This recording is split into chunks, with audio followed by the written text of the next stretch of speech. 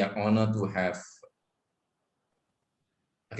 today we are honored to have Jon Higgins to talk about the early North Borneo stamps. So we are very honored that Jon Higgins is willing to share his research and his collections. So without further ado, over to you, Jon Higgins. Okay, I'll share screen now. That's what I want to do. And I'll go on to a slideshow. And that's what I'm doing, which is up to 1883. Originally, I thought it's going to be up to 1884, but there's far too much that was happening in 1883. So, so that would do. I've got about 20 slides of stamps and a few slides for an introduction. So, go to next slide.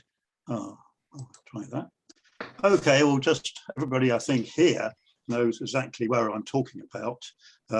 British North Borneo, and this is, of course, this is around about 1900, it says there, and this will be very familiar to all of you. So, but we go back 50 years, and Northern Borneo is looking very different to that. And so we've got Borneo proper, which is the territory of Brunei, the Sultan of Brunei. We've got the territory of the Sultan of Sulu, which is this area here.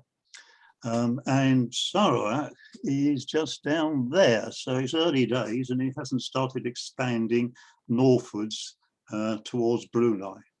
And we've still got here the large but totally mythical Kinabalu Lake. Now, the first territory, in fact, which later became North Borneo, was ceded by the Sultan of Brunei. And if in fact I go back, I can. Yeah, there we are. So it's really this area here was ceded in 1877. And I say that eventually got incorporated. So that's really the first part of what became British North Borneo. But now we need to talk a little bit about W.M. Cowie. Now, W.M. Cowie was an adventurer of very much of the Victorian age. He was a gun runner, and he actually supplied the Sultan of Sulu with guns when there was a blockade by the Spanish. So he was struggling against the Spanish. So Cowie was a blockade runner. Anyway, because of his friendship, which he built up with the Sultan of Sulu, I mean, there's Cowie, a splendid moustache, as you can see there.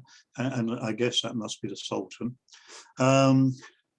Anyway, he was asked to aid in negotiating a treaty in 1878, which, as you can see here, actually ceded an enormous area, greatly increasing the area of North Borneo and the company area for an annual rent of £1,000. I just wonder if that rent is still being paid, and is there still a Sultan of Sulu somewhere around, or his ancestors? Anyways, this is the earliest map I've got of which actually showing North Borneo and named as such. And here we have North Borneo Company, and this is the area which, in fact, outlined in purple mauve, which was actually ceded from the Sultan. And this area up here is, to say, the original area ceded by the Brunei, Sultan of Brunei. And you can see Brunei is still quite large. Still, there's a lot more nibbling went on after this by both Sarawak and the North Borneo Company.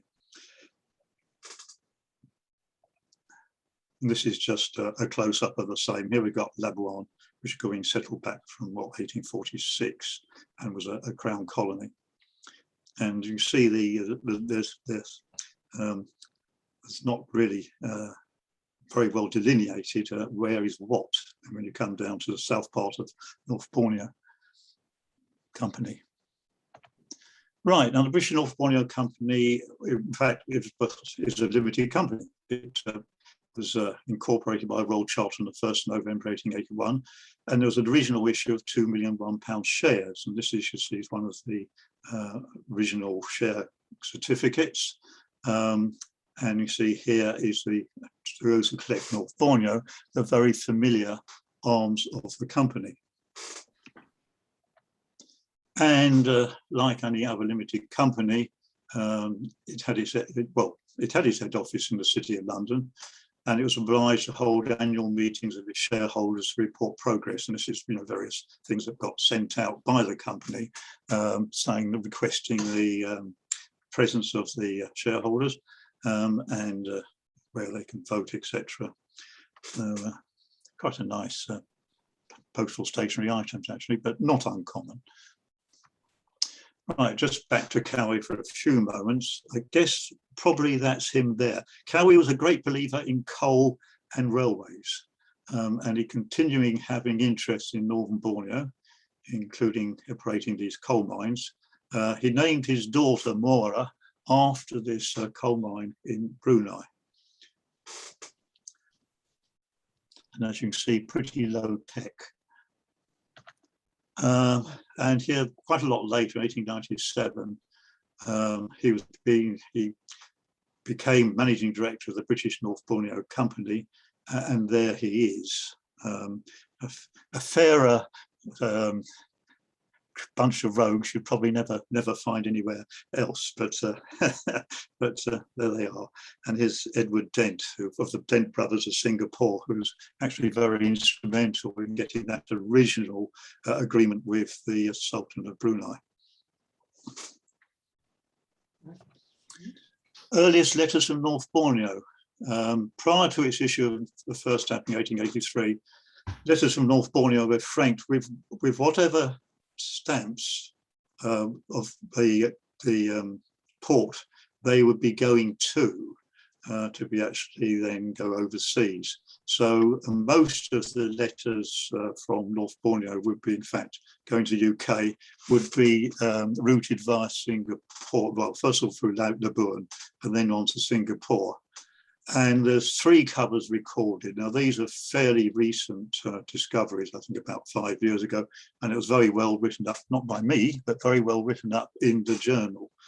The thing about them, of course, is that they've got nothing on the front of the cover or the back of the cover to actually indicate they came from North Borneo. But in fact, those 3 letters all had, so those 3 envelopes all had the letters enclosed. They're all sent during May. From Sandakan to Barclay Pollock's sister.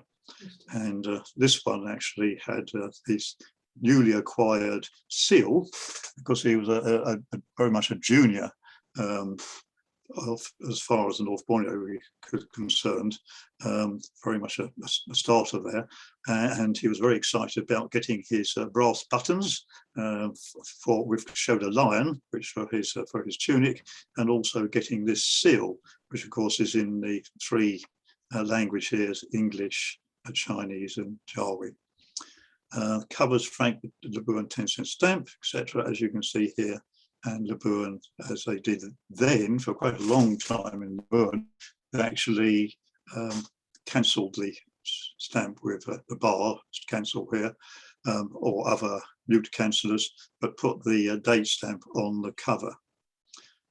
This is in fact one of the earliest covers actually from Labuan. Right, the design is early stamped. They're all printed up to 1894 by Blades Eastern Blades. And the design was based on the arms of the British North Borneo Company. The low values, 1 cent to 10 cent, applied on the shield, and the higher values with the full arms that you can see here. Why Blades Eastern Blades? Because Blades Eastern Blades, in fact, were a security printer, but most of their work was actually printing checkbooks. I don't know if they've actually ever printed any other stamps of any other territory. Maybe somebody else might know that. I guess they were sited in the City of London. I understand actually had their headquarters next to what is now the Royal Philatelic Society in London. But no doubt, presumably, they were cheap as well. Right, the first stamp of North Borneo was this 2-cent grey brown, issued March 1883, inscribed, as you can see here, with the small shield as the design, and the 3 languages from the outset on the stamp. 2 plate proofs, as far as I know, the only 2 recorded in perf on thin paper. File copies, North Borneo wasn't a member of UPU, so didn't have to send out specimen stamps. But in fact, presumably for the records of the printers, Blaze, East and Blaze, to sort of demonetize the stamps before they went into their file, they were perforated, cancelled. Now this is typically what they did to checkbooks when they wanted to withdraw them or demonetize them, make them unusable. They perforated, cancelled, but for a checkbook you need something quite big, but of course for a stamp it goes over the 3 stamps, as you can see here, and this is the ½ cent from the 1886 issue. But here is the first issue with the CA and a bit of N of cancelled. This is from a later printing to this one. Yes, printing sheets of 50, being lithographed, each stamp can be plated by its constant floors. 5 printings of 2 cents, the first in a grey brown, the rest in red brown. I think the first 4 were the perf 11.5, 12, the last one perf 14. And here is some blocks. I haven't got a sheet of this, unfortunately, but there's certainly one does exist, and also one in black. And you can see blown up here, which is on stamp 28, which I guess is this one. You get this constant floor under the O, so you can plate it with that. And this one here on stamp number 50, the Chinese character here is actually joined to the frame line. This is from the second printing, so this is how they were, how they came, how they went to the post office. As far as I know, they were actually printed in sheets of 50. This can be identified by as being from the second printing, the second stone, by the smoke ring floor you see here, which is quite identifiable, unlike most of them. You can see that by eye, even at this sort of magnification. Town councils, at this time there were just the 3 post offices, Elapura, which later became Sandakan, Kudat and Gaya. And you get the Elapura bar, 13 bars, later the Elapura and Sandakan, 14 bars, and you get this double circle, which is a rare cancel, actually, especially for anywhere other than Sandakan. And here's examples here, and this one is a damaged but combination piece there, which are quite even on pieces, those are quite scarce. And everything was going out, or nearly everything was going out via Singapore. So you'd get a North Borneo cancel. Sometimes you just get a crayon mark across it, or red, blue or red, to make sure that the stamps were not pilfered. But when they arrived at Singapore, they tended to receive a Singapore canceller, undated canceller. You also see, this one, well, it's a bit of a kite. It might or might not come from Ceylon. So it's got this originally cancelled in this large blue here, and you can see bits and pieces of it. So maybe this came from Ceylon. We also see fairly often this AC oval in blue, which is, as you see here. It was initially thought it was the Abrahamson and Company, but the company was not formed this early. And so it's now thought to actually be the chop of Alexander Cook, who arrived in Sandakan in 1880 and was in charge of the treasury. You can also see Singapore mark there as well. Right, early covers. The 2-cent stamp was only a local stamp.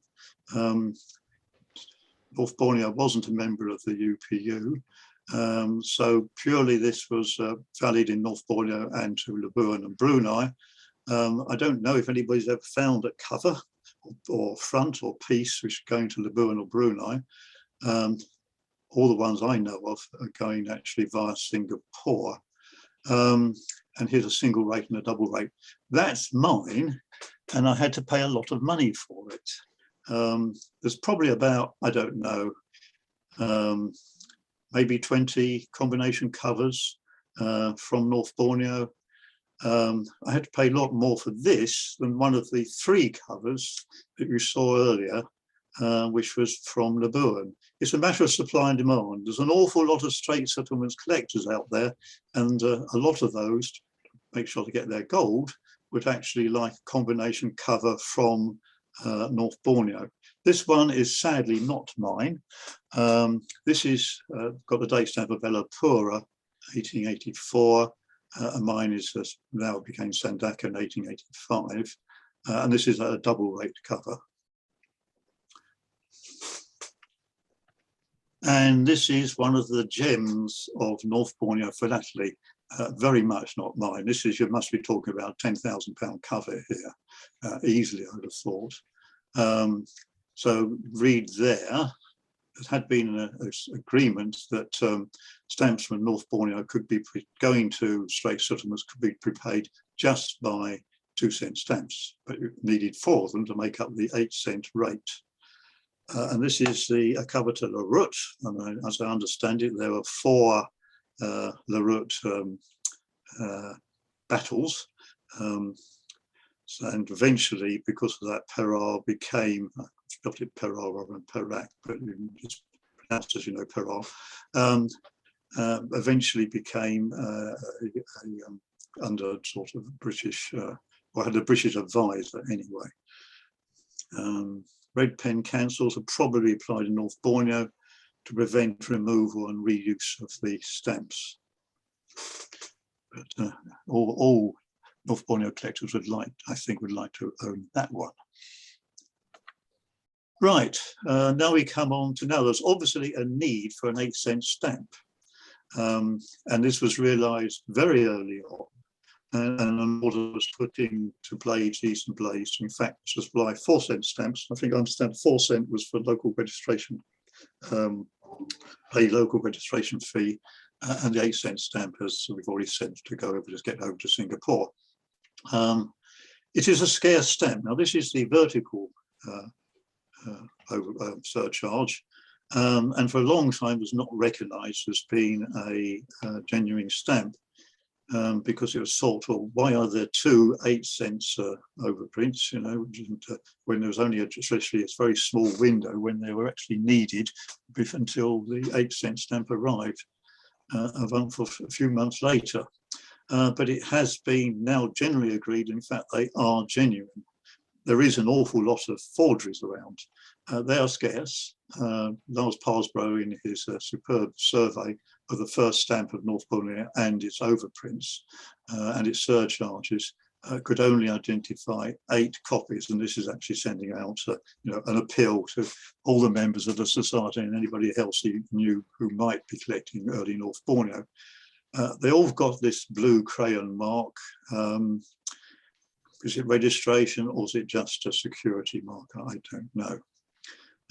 All genuine copies have to be on transfer A, as the 4-cent and 8-cent stamps arrived with the second printing of the 2-cent transfer B. These 2 were actually illustrated by Parsbro. These 2 weren't. This one's got a certificate and this one I'm pretty confident is okay. But the forgeries tend to have thicker type, and they're always, well, nearly always on later transfers. B and C perf 12 and D and E perf 14. And of course you get sillies like this one, which is a horizontal overprint, and there aren't any horizontal genuine ones as far as I know. Excuse me.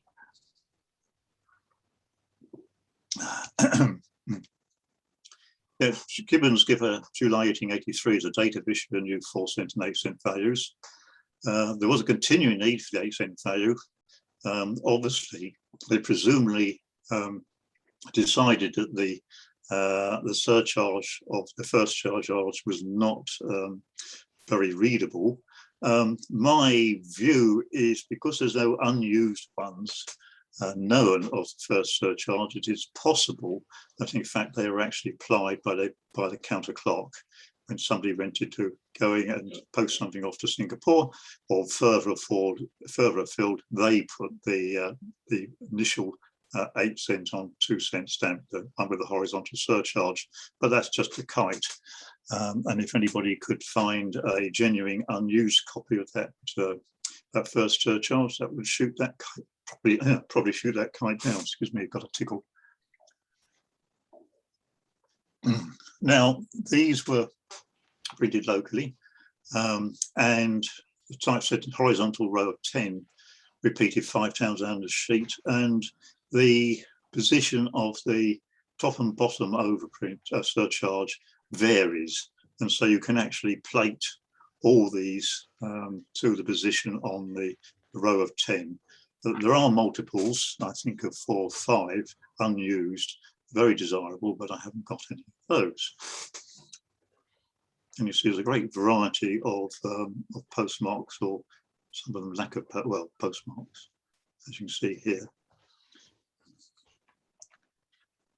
Forgeries are very prolific. Before I come on to those, there's the high proportion have got the chop of Alexander Cook. Now, he is operating in the Treasury, and it's possible that stamps that are going to be used for official purposes were actually pre-cancelled by him or by somebody using his chop in the Treasury to actually prevent pilfering. Otherwise, it's difficult to understand why there's such a high proportion have got this chop on this particular stamp. Forgeries, very common, usually displaced in the centre, as you can see here, over or under inked, and almost always on the later printings. And there is a Fournier proof. I think we all know about Fournier, who was a prolific forger of early North Borneo stamps. And amongst his stock, there was this proof strike of the 2 1883 provisionals and of the later and revenue overprints of 1886.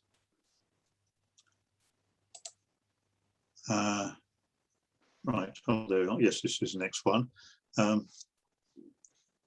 I could reduce this, it might be better. Yeah. Okay.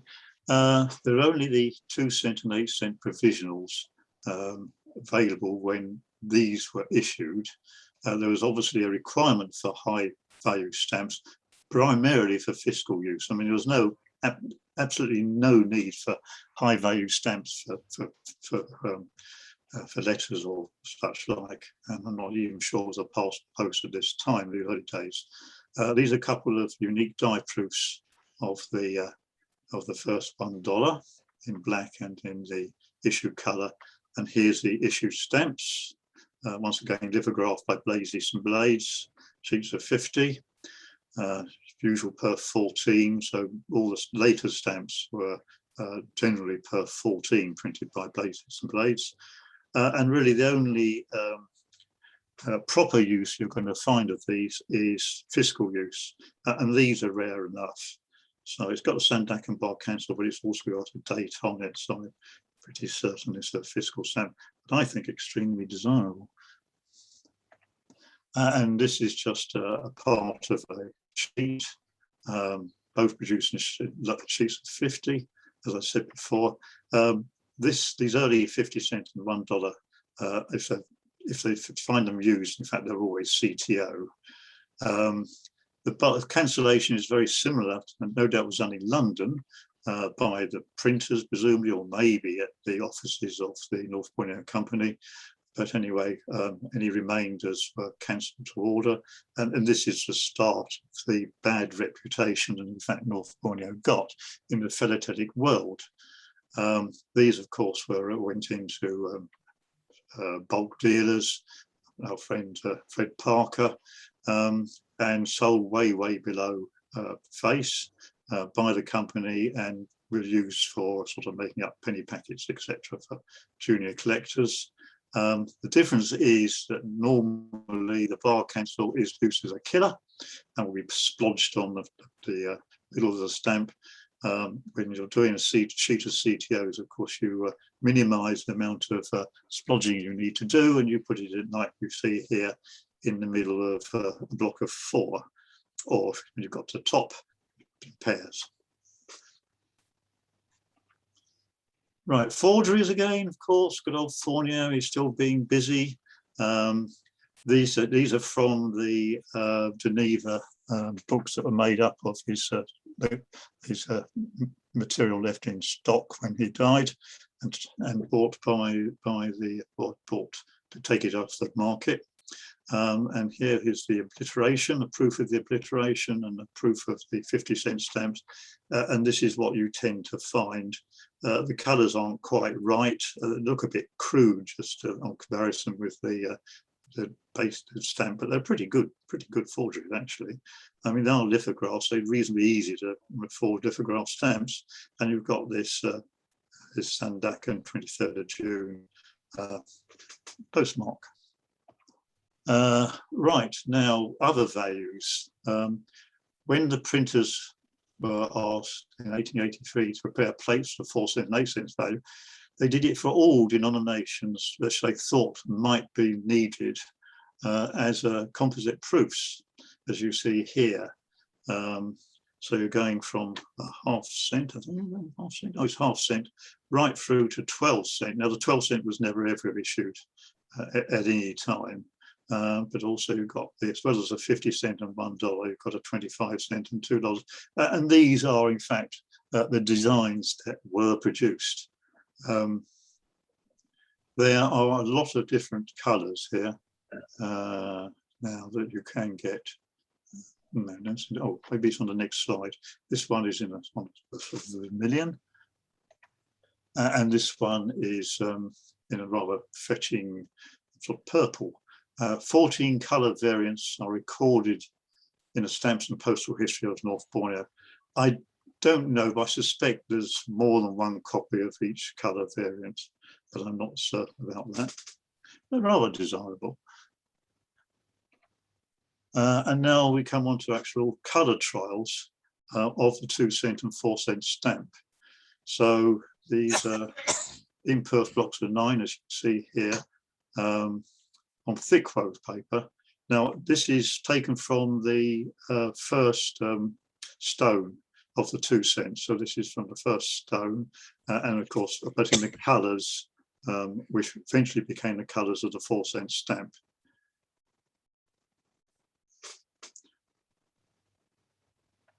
And the same thing for the 8 cents. So here you are, 2 cent stamp, but in the colours of the 8 cents. Issued about July 1883, I think it was. Perf 12, yes, it was the later ones that became Perf 14. Right, new values are required, 4 cents for local registration, 8 cents for letters to Singapore and Hong Kong. Dispatch from London in May 1883, probably arrived around about July. Although the design is very similar to the 2 cent stamp, they are in fact from new dies. Because there's details of, for instance, the lion are different from the 2 cent, 4 cent and 8 cent stamp.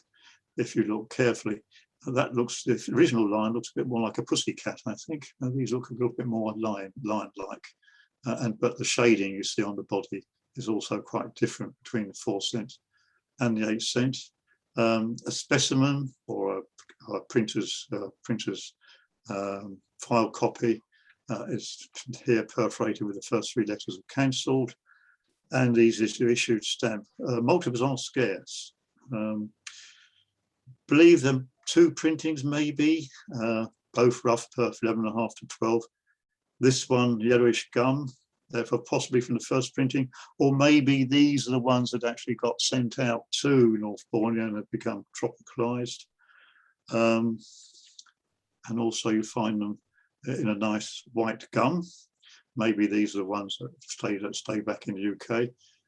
Miss Perth, well, maybe, or maybe just once again went as trial sheets or put into the printer's archive just to make them unusable as stamps. Horizontal pair, extremely scruffy, but only 2 pairs recorded to date. So show me the other one, which is probably much nicer, but I haven't got it. And that's the end. So that's the stamps of North Borneo, 1883. So should I stop sharing, or might there be some questions about some of the stamps that you've seen? Yeah, thank you, John, for that interesting. I have a few questions. Yeah. First is that regarding the boundary of North Borneo territory, you mentioned that it was on lease from Sulu Sultanate.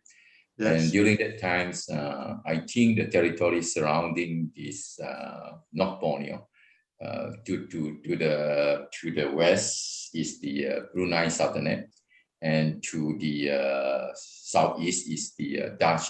Yes. Dutch Indies. Yes. Is there ever a boundary dispute?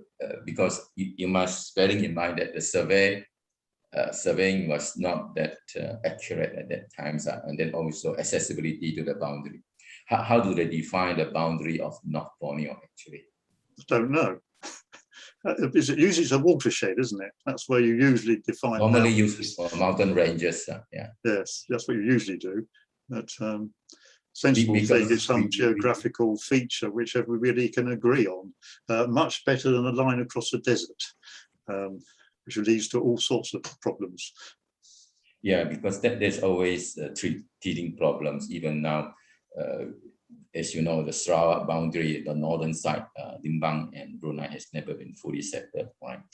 The second question is any reason why the Chinese characters was used extensively in the postal stamp, bearing in mind that in 1880, China was still under the Qing dynasty. Well, I mean, they were wanting to bring in Chinese labourers to actually work the various plantations. They were always recognised as very hard workers, and also, of course, could deal with the climate of Borneo. So they were being attracted deliberately by the company to actually come and work. The local population had their subsistence agriculture, and many of them didn't feel a need to go to work on plantations, which is hard work. Yeah. But of course, also they wanted Chinese traders. Absolutely essential for the growth of both Sarawak and North Borneo. So yes, you know, they were both, if you like, the upper classes, the lower classes, and the middle class of the Chinese were very, very essential to the growth and of these protectorates. Yeah, because I always using Sarawak as a reference point, because the Chinese character has never been used on a Sarawak postage stamp. Yeah. Which is odd, I have to say. But I mean, it's something to do with the Raja Brooks, I think. But apparently, the Chinese are quite in their favor. They actually physically send out consulate to the southern China to bring in the Fuzhou, particularly. Yes. The Hokkien first to and then they have very good working relationship with the Chinese leader. All right, based on the third question, I don't know whether you can answer, is actually what is the economic activities of North Borneo? We know coal is one thing. Well, it was mainly plantations. I think it was sago. North Borneo was actually saved from bankruptcy by the rubber boom at the end of the 19th century and the beginning of the 20th century, because it had overspent on the telegraph and on the notorious railway. And so it was facing ruin.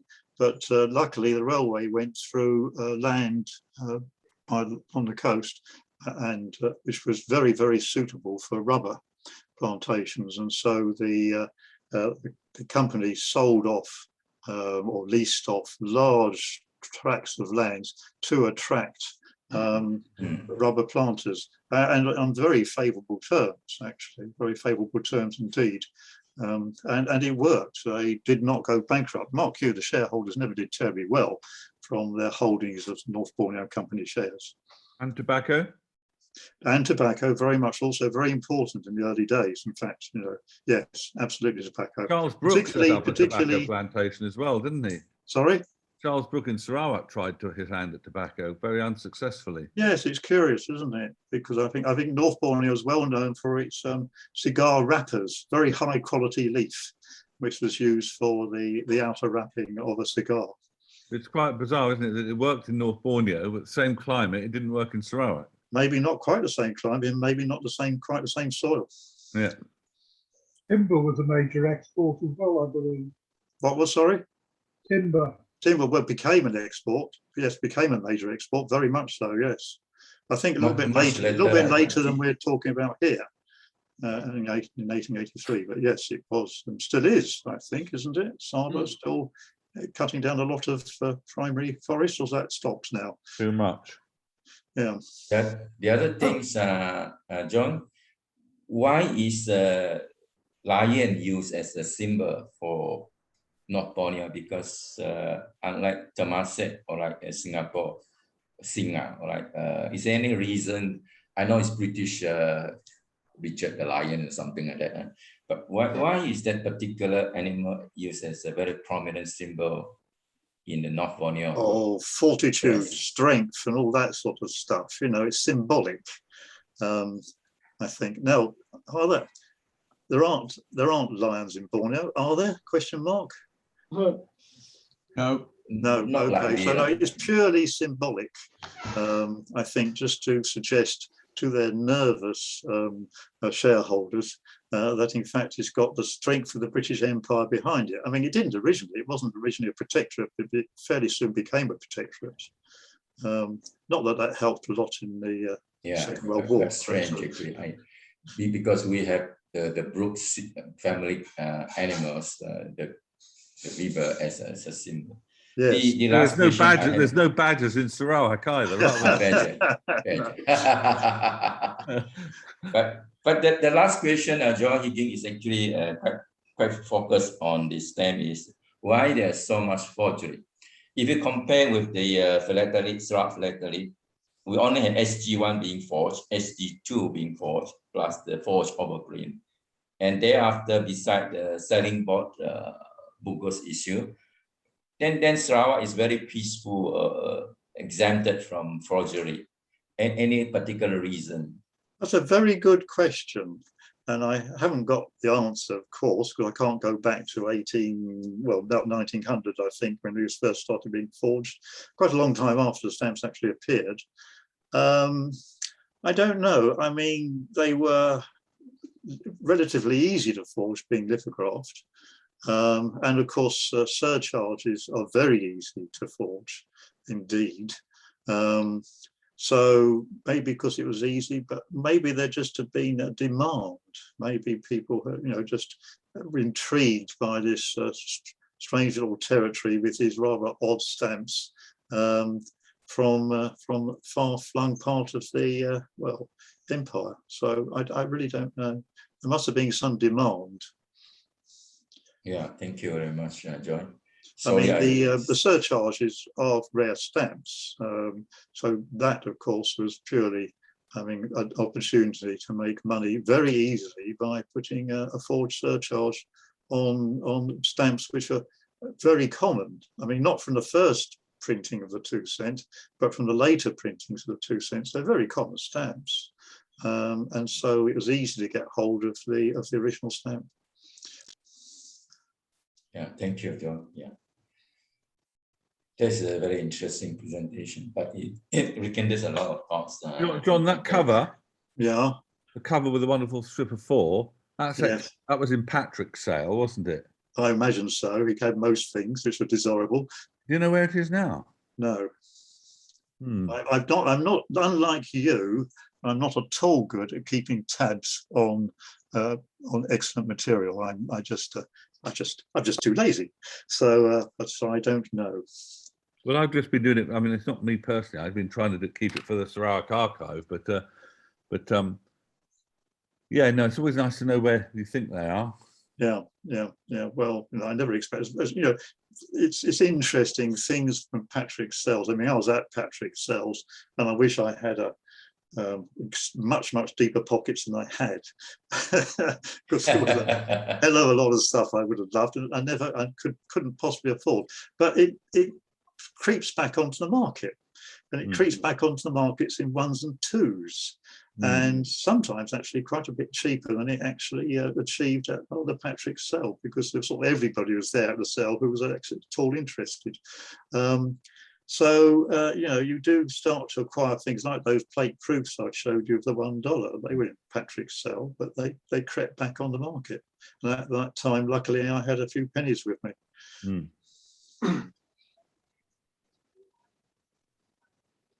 Shall I stop sharing? Yeah. Yes, please. So I've stopped sharing. There we go. Now we can see everybody. Oh. Hello, everybody. Hello. Okay. Oh, most of you still with us. Well, that's very nice. Thank you for staying. Okay.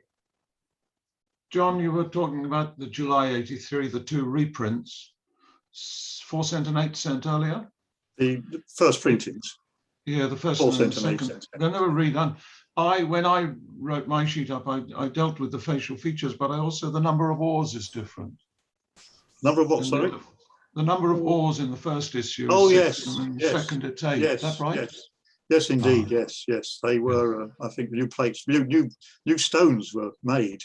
I mean, lithographers tended not to keep their stones because they're big and heavy and expensive, and they can use them for something else in the meantime. So they just wiped them off, and then they had to, when another order came in, they once again they had to produce another stone.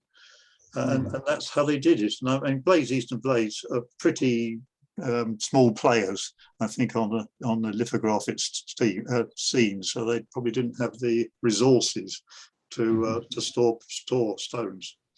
Yeah. Thanks. Just a sideline a little bit, Jon. In Sarawak, we do have quite an active fiscal philately on PSK sites, apart from the lead, burner lead. Is there any area of research in the revenue side of? There is, but it's much less advanced than it is in Sarawak. I think because a lot less documents have survived. Most of the documents are in pretty poor condition, and most of them, although they've had a stamp on, they get torn off. So I think so they got torn off. I think it's part of the process of processing withdrawing the document, because it no longer applies.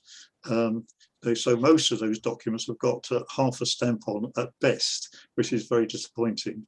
The great exception, of course, is the one that William Wang illustrated in the journal a few years ago, which has got those incredible Labuan high values on it, which people may remember.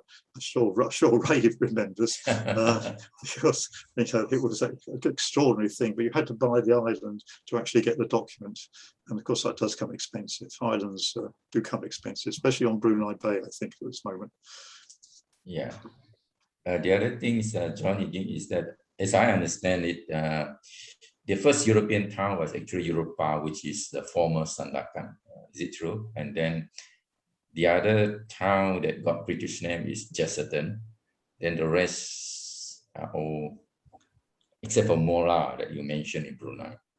Is that the case? Brunei, Mora. It's actually on that illustration. Actually, it's placed Mora in North Borneo. But yeah, people right. weren't quite sure. The blur of the boundary between North Borneo and I mean, this is obviously. I mean, it's well written up in the first North Borneo handbook, the Stamps and Postal History of North Borneo. It's the early history of North Borneo, well, long before it became North Borneo, but that territory is very well written up as the chapter 1 or introduction to to North Borneo. It's pretty complicated. That sort of award by the Brunei went through many hands before it actually ended up with the North Borneo Company. There's no dispute from the Brunei Sultanate on the border with the Sulu Sultanate as far as the territory of North Borneo. What is North Borneo? The boundary between the Sultanate of Brunei and the Sultanate of Sulu as far as North Borneo is concerned. So that's all from me.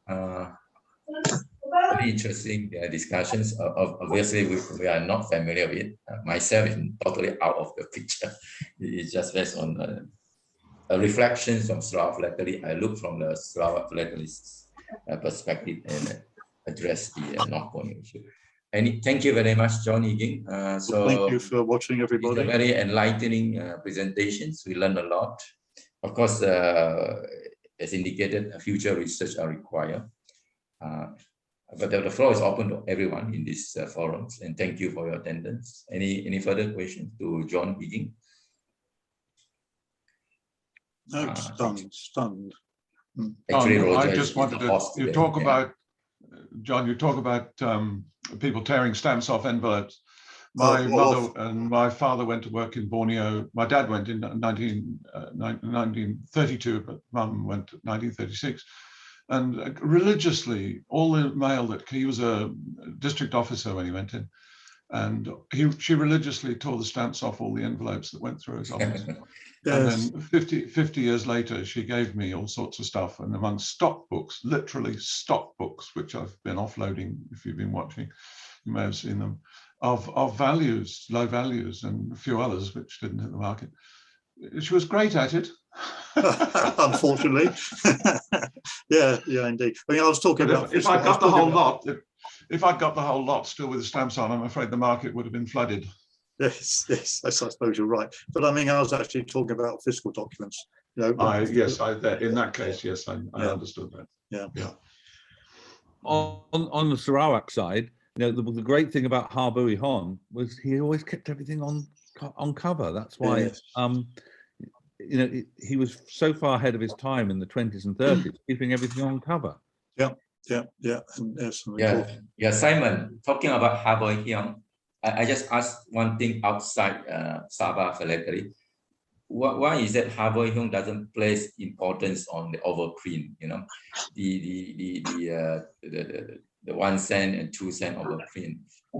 There's hardly any cover originated from Habui Hon, which is which overprint? The 1922-23, you know, the most recent one. Yeah, I've got some Habui Hon covers to him, addressed to himself without those stamps on. Okay, because we talk about 5, 2 in Dr. Kang's hand and then 3 in your hand or something like that. Yeah, I found there are some in the Habui Hon collection that I bought. I'll post them. I'll post them up.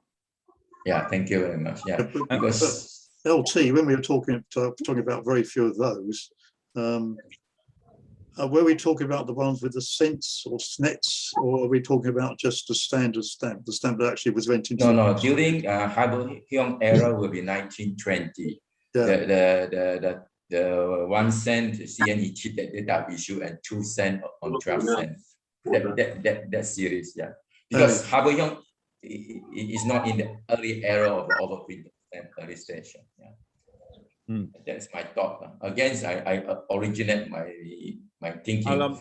I'm not sure whether they're first or second. No, they'll be first printing. But yes, there are some Habui Hon covers to him at Go Built. They're nice. Yeah, unfortunately, they're into Go Built. Not out of Go Built. And, I have so much material addressed to Habui Hon at Go Built. But no, I've got one beautiful cover out of Go Built. It's the only cover known out of Go Built. We've got postcards, but this is the only cover known out of Go Built. Yes, Go Built wasn't an important place, was it really? It had a little factory, but that was it. But he was there. Yes, Simon, I bought a wonderful cover yesterday at an auction, and I got it. I got it at starting price. Now I bid about 5 times above starting price, because it's got a Harbury-Ahon cachet on the front that I've never seen before. Oh, well done. A Is 1911 it green in cover. color, the cachet? Yeah, it's a purple. It's his Correspondence Club cachet, but one that I haven't seen before. Good. 1911 cover. He was a great user of rubber cachets, wasn't he? Rubber stamps. He liked his rubber stamps. Yes. Yeah. I have his cachet on a receipt, which is in green ink, the only one, and I actually has his thumbprint on one of the revenue document applying for land. Strange, because he could certainly write in English, Chinese, and everything else. So why did he use a thumbprint anyway? That's why I asked this question when I published the article. The other thing is that Harbury-Ahon apparently was not into first day cover concept. You see, 1934, there's emergence of the concept of first day cover, but you hardly see a Harbury-Ahon deploying first day cover. That's very strange. First day cover was very prominent during the Japanese occupation and BMA and also the Royal Cipher, right? Yeah. But I think I learned from Roger that some people attempt to use the 1934 as the starting of first day cover concept, but then it's not the full range because it's very expensive because it go up to $10. Yeah, but you remember that's because 1934 was the first time that the whole set was issued as a set. Because up until then, the 1918 issue, the 23 issue, the 1928 issue, stamps were issued at different dates. You know, some of them were issued a year later than other ones in the set. The 32 issue all came at once, didn't it, Simon? Yeah, okay, 32 issues. I think. 32 was one go. The De La Rue issues and things like that were all the stamps were issued at different dates, weren't they? Well, as they used up the values, I guess that's being parsimonious. So not wanting to waste any stamps.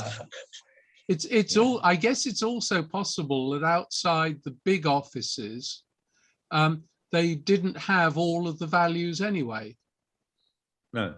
They might well. I mean, we know there's evidence,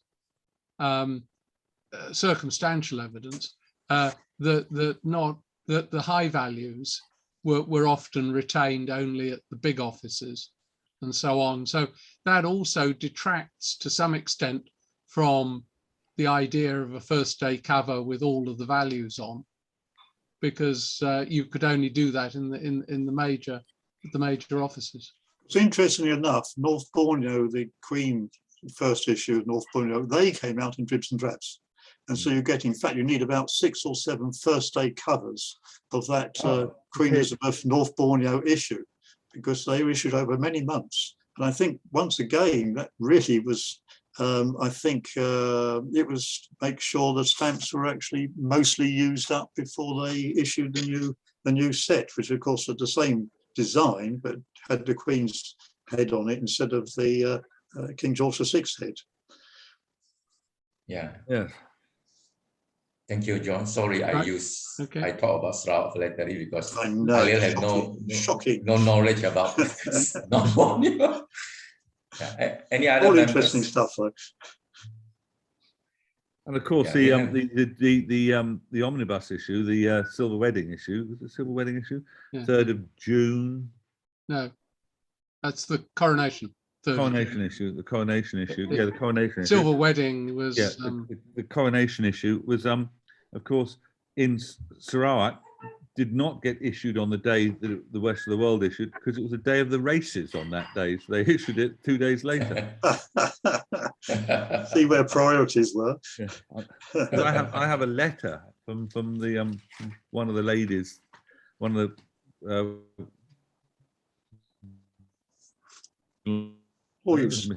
may have been Mrs. Fisher, who actually said that we haven't issued these on the day because we're having the races that day. Yes. Well, the races were very important in North Borneo. There was special trains were put on to get to the races on the North Borneo Railway. So not alone in liking to see the Gigis. They And didn't a have an little bit awful of lot of gambling, maybe. they didn't have an awful lot of entertainment, did they? Apart from that, I think pony races, and also racings of water buffalo, Yeah. water buffalo races, and that must be quite a sight to see, I think. I know, most dangerous animal in the world. Well, the young boys actually were riding them, so maybe they were rather tamer. These were tame water buffaloes. Yeah, buffalo racing and buffalo fighting, I think, quite popular in Limbang in Laos because they are quite close to North Borneo territory. Yeah, And yeah, the native are quite similar, Dusun and Visaya, I think, if I'm not mistaken, because I attended a few of their buffalo right, race. yeah.